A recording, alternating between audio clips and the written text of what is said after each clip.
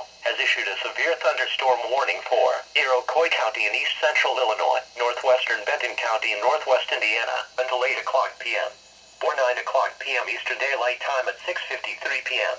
National Weather Service Doppler radar indicated a severe thunderstorm capable of producing quarter-size hail and damaging winds in excess of 60 miles per hour. This storm was located near Gilman, or 10 miles east of Piper City, and moving southeast at 25 miles per hour. The severe thunderstorm will be near Milford around 7:35 p.m. Stockland around 7:50 p.m. Interstate 57 between mile markers 279 and 284. Seek shelter in a sturdy structure and stay away from windows until this storm has passed. This storm has exhibited some rotation. Tornadoes can develop quickly from severe thunderstorms.